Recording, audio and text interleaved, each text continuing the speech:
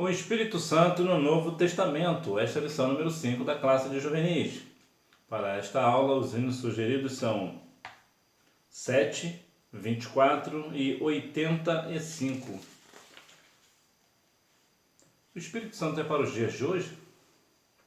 É algo interessante sempre de mencionar, porque muitas vezes, principalmente as pessoas que estão nessa faixa etária dos 13, 14 anos, 17, às vezes até um pouquinho mais, têm certas dúvidas acerca do Espírito Santo, se ele realmente atua nos dias atuais. Sim, ele continuará atuando até a volta do nosso Senhor e Salvador Jesus Cristo. Estamos, portanto, na dispensação da graça, onde se vive na plenitude da atuação do Espírito Santo, que teve início no dia de Pentecostes em Jerusalém. Lá em Atos 2, Atos capítulo 2, vai mencionar ali a descida do Espírito Santo. É importante salientar que nós, sim, estamos no tempo da graça. Mas não é porque estamos no tempo da graça que vamos ficar fazendo graça com a graça, senão nós vamos perder a graça e vamos ficar sem graça. Mas nós devemos viver a plenitude do Espírito Santo. O que é a plenitude do Espírito Santo? Ou seja, o Espírito Santo pleno, o máximo. Qual é o máximo? O máximo é ser batizado com o Espírito Santo, ser cheio do Espírito Santo e ter o fruto do Espírito. Então, sim, é uma tarefa bem difícil, ainda mais nos dias atuais, né? Onde temos tantas distrações, então verdadeiramente é um pouco mais difícil. E por que eu digo que é mais difícil? Por exemplo, Daniel era um jovem cheio do Espírito Santo. E ele tem uma coisa em comum com você, o que é? O tempo. O mesmo tempo que você tem, ele tinha também. E trazendo para os dias atuais, qual é a nossa grande dificuldade? Daniel não tinha WhatsApp, não tinha rede social, então ele não tinha o que se distrair. Não tinha televisão, não havia rádio. Então ele não tinha um entretenimento, não havia cinema, não havia teatro. Então esse tipo de coisa, não estou dizendo que é errado, eu estou dizendo que isso tira a nossa atenção. Às vezes no culto, às vezes em casa. Por exemplo, se você está em casa, está com a sua internet, você vai ler Bíblia? Não, você vai para a rede social. De modo geral, é claro, existem algumas exceções, mas de modo geral é assim. Então, por essas questões que nós colocamos coisas na frente do Espírito Santo, né? Ao invés de buscarmos o Espírito Santo, estamos ali envolvidos com WhatsApp, Telegram, Instagram, tantas outras coisas em rede social, ou mesmo voltados ali para ir para um cinema ver o filme que estreou, ou os shoppings, né, para fazer compra, entre tantas outras coisas. Então isso vai tirando o nosso tempo da palavra. Isso está tirando do povo de Deus o tempo que ele tem para se dedicar à causa do Senhor. Então, se alguém fica, por exemplo, 6, 7 horas numa rede social, é 6, 7 horas que ele não vai ler Bíblia. São 6, 7 horas que ele não vai orar, que ele não vai jejuar. Então, isso vai afastando o Espírito Santo. Não é que talvez ele não afaste num total, não é isso, mas eu digo que ele não atua mais com a mesma intensidade. Por quê? Porque nós não estamos buscando. Lembra lá de Efésios 5,18? Não vos embriagueis com vinho em que há contenda, mas enchei-vos do Espírito Santo. Nós precisamos nos encher do Espírito Santo para que nós venhamos assim viver a sua plenitude, como diz Gálatas 5, 22 e 23, sobre a questão ali do fruto do Espírito, né? Que são o fruto do Espírito, que é, eu particularmente acredito que seja mais complexo, mais difícil. É mais fácil uma pessoa ser cheia do Espírito Santo e batizada com o Espírito Santo do que ter o fruto do Espírito. Por quê? Porque para ser cheio é só você buscar e você será cheio. Se você for batizado com o Espírito Santo, por exemplo, o batismo com o Espírito Santo é o Senhor quem te dá. Agora, o fruto do Espírito é um caráter seu, é você quem tem que dominar, é você que tem que produzir. O fruto do Espírito é você que produz, né? Que é a questão da paciência, do amor para com o próximo, entre tantas outras coisas. Então, acho que é mais difícil. Mas essa é a plenitude do Espírito. O Espírito Santo presente na igreja primitiva. Após a promessa de que edificaria a sua igreja, Jesus deu aos seus discípulos uma expectativa que eles só puderam compreender na sua totalidade após a ascensão de Cristo para os céus. Jesus disse que te digo que tu és Pedro e sobre esta pedra edificarei a minha igreja e as portas do inferno não prevalecerão contra ela. O que é esta pedra? É a afirmação que Pedro disse que Jesus é o Cristo. Por isso que a igreja é firmada em Cristo e não em Pedro, como acreditam os católicos, por exemplo. Mas eu já tive a oportunidade de ver um obreiro dizer que também poderia ser Pedro, né? Que a igreja está firmada em Pedro. Né? Mas aqui foi um equívoco dele, que rapidamente foi consertado. Mas depois que Cristo edificou a sua igreja, ele quando subiu ao céu, o que ele fez? Ele deixou um consolador. Quem é esse consolador? O Espírito Santo. Então ele está presente na igreja primitiva e continua presente nos dias atuais. E sim, o Espírito Santo é sim para você. O Espírito atuando na igreja. Coisas maravilhosas começaram a acontecer depois daquela ocasião. Os sinais eram visíveis por meio de conversões, curas e milagres. Todos louvavam ao Senhor e permaneciam unidos. É muito interessante a palavra, essa questão da união. Como diz Salmo 133:1, ó, com bom e com suave é que os irmãos vivam em união. Nós devemos ser unidos. A Bíblia diz que a nossa guerra não é contra a carne nem o sangue. Ou seja, nós não devemos brigar entre si, nós devemos ser unidos. E o que acontecia? Quando o Espírito Santo desceu, olha que as coisas que aconteciam, curas e milagres, porque as pessoas estavam unidas, louvando ao Senhor, buscando ao Senhor. Então o Espírito Santo ele era mais atuante. Por que ele era mais atuante? Porque ele tinha mais espaço, ele tinha mais lugar para atuar. Então quanto mais espaço, quanto mais lugar você der ao Espírito Santo, mais ele vai atuar na sua vida, mais você vai presenciar curas e milagres, mais você colocará a mão sobre os enfermos e estes serão curados. Por quê? Porque o Espírito Santo está atuando na tua vida. Então, quando você deixa de lado as redes sociais, todo tipo de entretenimento para se dedicar ao Senhor, a sua vida mudará. Você será uma pessoa cheia do Espírito. Então, você verá os milagres acontecendo. Sob a direção do Espírito Santo. Uma das grandes provas da presença do Espírito Santo na igreja é a união dos crentes. O Espírito Santo operava através da vida dos apóstolos de diversas maneiras. Veja que quando é uma questão assim, muito interessante de ver na igreja, é sobre a questão da união dos irmãos. Dos irmãos que eu digo no sentido geral, né? Jovens, adolescentes, de modo geral, irmãos, irmãs, toda a igreja num todo. Né? A igreja num todo. Quando estes são unidos, você observa que a igreja tende sempre a crescer. Porque estamos ligados, totalmente ligados um ao outro. Então, quando uma pessoa sente dor, a outra sente também. Então, um vai cooperando com o outro, um vai tampando as brechas, né? Então, vamos tampando as brechas um do outro. Quando um não consegue fazer, o outro vai lá e cobre aquilo que ele está tentando fazer e não consegue. Então as pessoas vão se fechando, a igreja vai se fechando, fechando o que eu digo no sentido de união, está vedado. Por exemplo, é possível que talvez você conheça aquela peça, né, a união, né, na parte hidráulica. Se não conhece, pede para o seu pai te mostrar a peça. Você vai ver que é muito interessante porque é uma peça de unir um tubo, né, um tubo, um cano, né, para ficar mais simples. E o que acontece? A pessoa faz ali a rosca, passa ali o fio da rosca e coloca aquela união. Eu acho muito interessante a peça, porque a peça no meio ela tem uma borracha.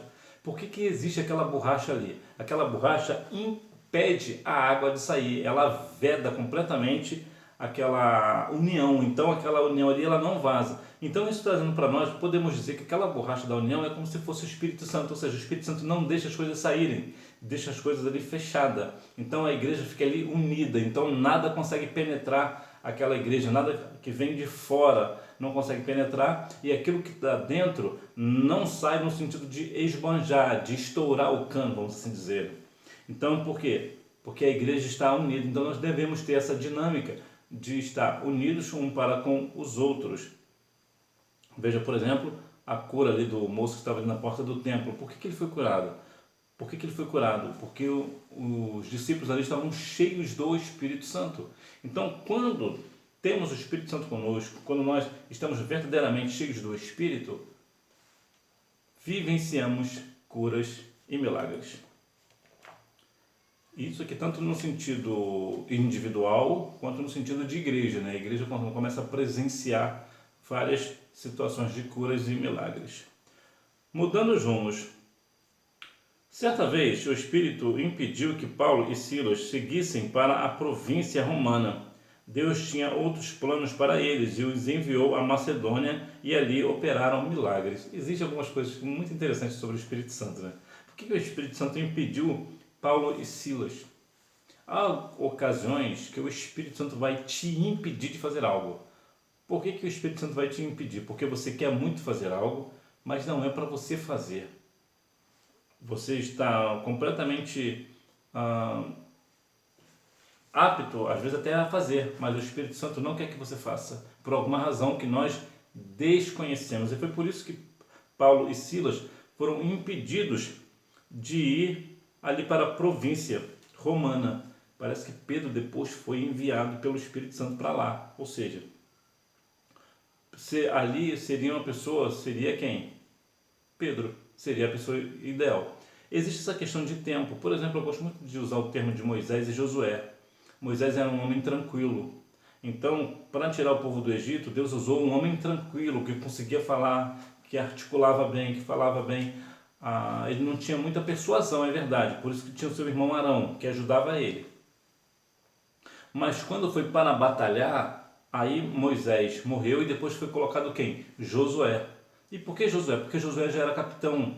Então o tempo de Josué era naquela época. Então muitas vezes nós não compreendemos e queremos ocupar um lugar que não é nosso. Nós nem fazemos por maldade ou por outro tipo de coisa. Às vezes nos falta mesmo a instrução, ou às vezes é o Espírito Santo mesmo que não quer que nós venhamos fazer aquele determinado trabalho. Então, quando o Espírito Santo, você sentir que é o Espírito Santo que não está deixando você fazer uma determinada atividade, ir para algum lugar, como é o caso aqui de Paulo e Silas, o que você faz? Seja obediente ao Espírito Santo. Ele sabe o que ele está fazendo. Nós, muitas vezes, nós não compreendemos, mas nós devemos ser sempre obedientes ao Senhor, ao Espírito Santo, a Cristo, ainda que nós não entendamos ali o propósito, né? Entenderemos depois, certamente. O Espírito Santo e a mensagem do Novo Testamento.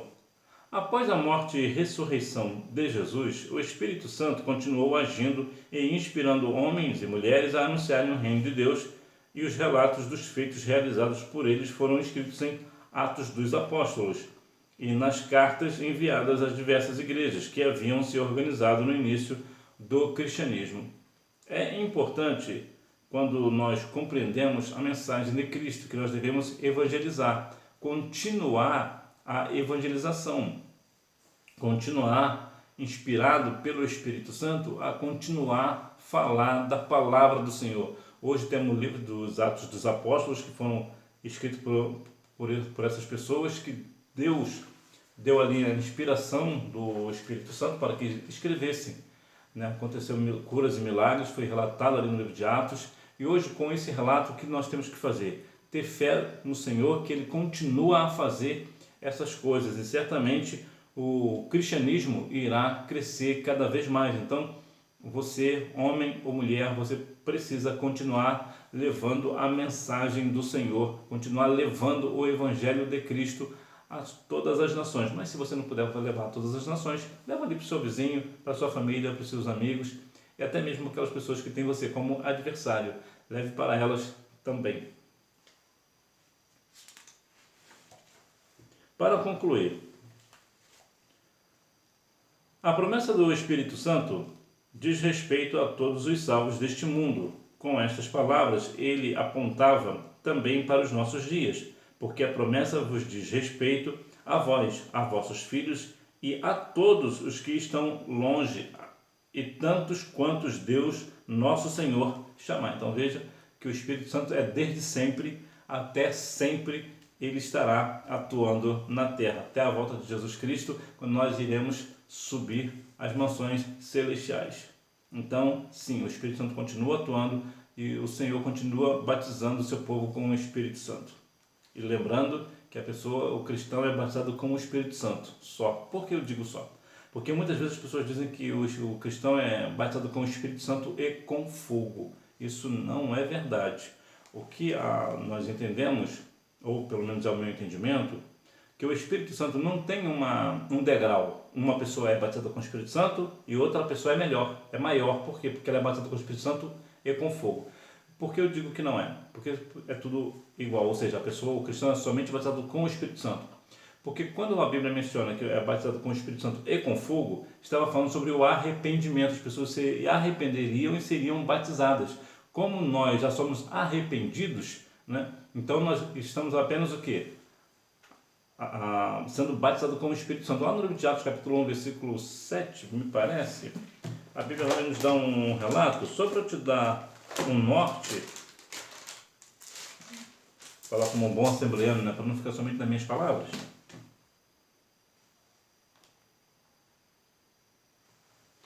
Versículo 8: Mas receberei poder ao descer sobre vós o Espírito Santo, e sereis minhas testemunhas. Cadê o fogo? Nota que Jesus falou apenas o Espírito Santo.